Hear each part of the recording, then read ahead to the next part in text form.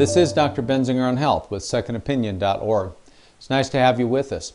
As always, we bring you information about select information in a concise but hopefully informative manner so you can make better choices as to how it will affect your health and make good choices as to the types of products and things that would help you.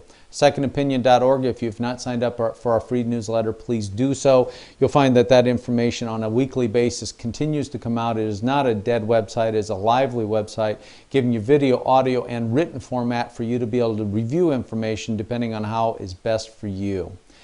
Today we're covering essential fatty acids. It's important because then they cannot be produced by the body and thus must be eaten or supplemented. The preferred form is omega-3 oils from fish that are caught in an ocean, not on a farm.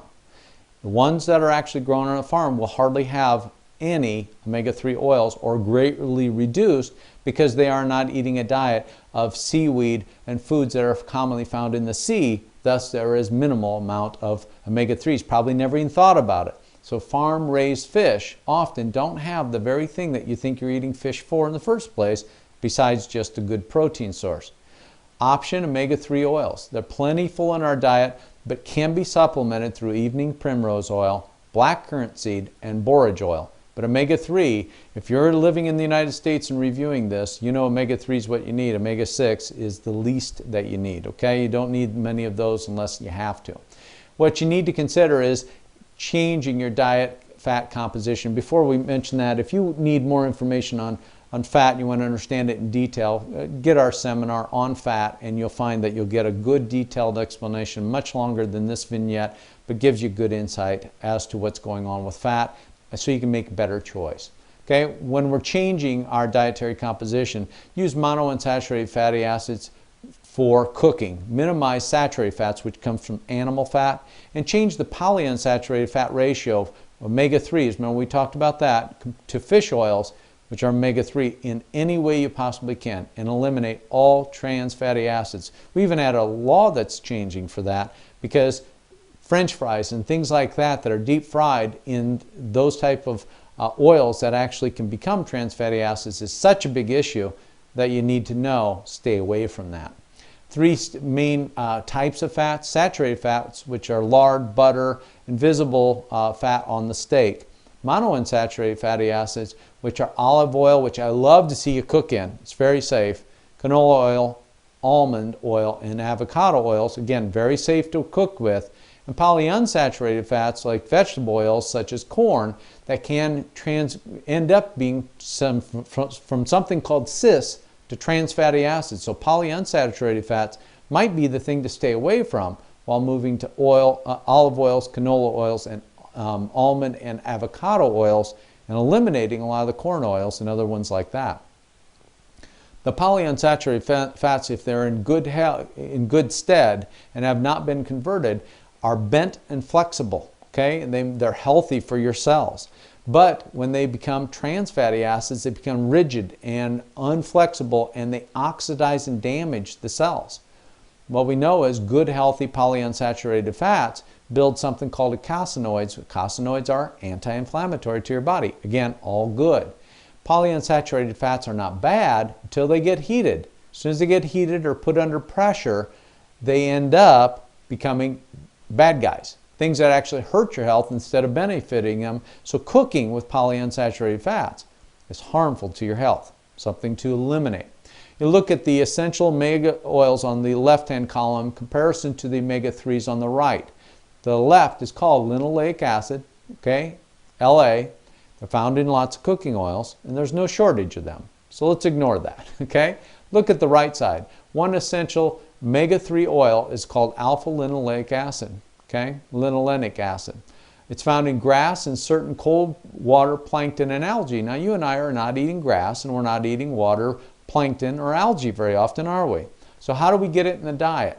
Only one source: animal and fish who consume these types of foods. Grass, cows if they're grass-fed, not grain-fed, and fish that are in the sea eating seaweed and things like that. So just note that grain that doesn't contain ALAs, in other words, grain, it doesn't. If they're ending up, you're eating grain-fed animals, you're not getting any ALA and you're not getting any omega-3s, and it is an unhealthy meat to be eating in my estimation. When you look at this little chart, it lets you know that all these fats are intertwined inside your skin. And here's the point.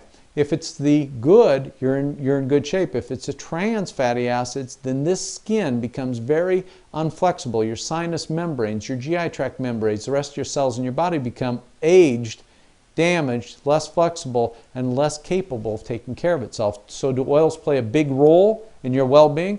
Huge. More than we've ever given it credit. So why is heart disease and cancer so high? Maybe because healthy oils, we're not getting even close to the amount in which we need. So eliminate the omega-6s, get more omega-3s in, and you might make a big, big, big difference, okay? So just know that we're out of kilter in the industrial countries as to omega-3 to omega-6, and finding a way to be able to get that is absolutely mandated at this point. Fish does it, fish oils does it. You can use flaxseed, but it does have omega-6 and omega-9 in it. But flax is an option if you just can't take fish oils. Foods today only contain 20% of the omega-3 oils that were around at the turn of the century in the 1900s. What we know is 100 years ago we were getting about 1,500 milligrams of omega-3 oils because all the cows, chickens, and everything were free-range, eggs, everything, and they had lots of omega-3 oils in it. When we have industrialized everything, we lost all of our omega-3 oils. Thus, supplementing them or buying those types of animal type of meat again is the only way you're going to get it up. And it's so responsible for so many health conditions. It's an absolute change that you have to make in your family's well-being. So how do we restore these oils? Supplementation is about the only viable way unless you are able to access those type of animals, okay? If you are on a consistent basis, you're getting grass-fed cows all the time, you're getting free-range chickens that are out in the farm that are not being just given the grains that already have so many chemicals in them from pesticides and herbicides because they're organically grown, great. But if you can't, supplementation is something you have to remember.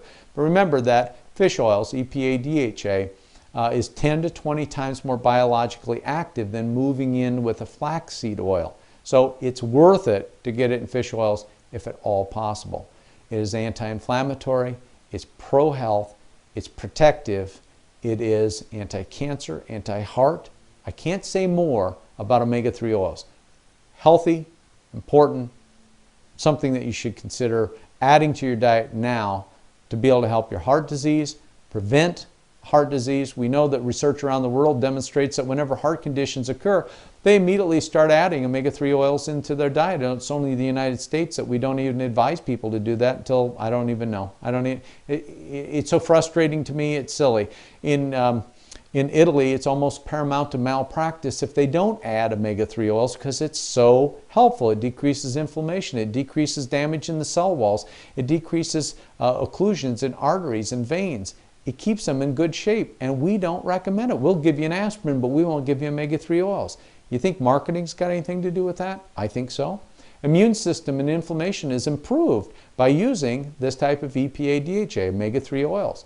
We know that it has the capacity to block prostaglandins. Those are the things that make your tissues inflame and make you unhealthy.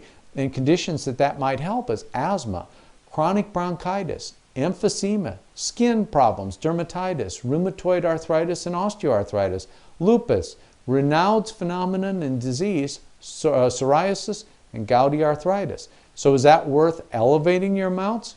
I think it's possible that it would make a big difference if you had the right amount in your body. Cancer, we know it slows and prevents the growth of cancer, specifically breast cancer. Okay, it stifles the growth of unhealthy procancerous blood vessels. That's important. And inhibits the growth of cancer cells themselves. So it helps prevent metastases of cancer and helps cancer itself maybe never develop in your body. So what can you expect when you start taking essential fatty acids in the right dose? 20 to 30% drop in your triglyceride level if there's a problem. Improves your energy levels. Decreases cancer risk, improves immune systems, adds heart protection, decreases pain and inflammation, improvement in asthma, improvement in skin conditions like eczema and psoriasis. So what do we know? Omega-3 oils, healthy, important, add them to your diet in good amounts. Get it from good sources such as Physicians Premium or secondopinion.org. At least you know you're not going to have other types of metals or poor quality parts to the fish oils that would then take away from the benefit that fish oils actually would add to your health. This is Dr. Benzinger on Health. Thank you for being with me. I'll look for you next time, and may God bless you.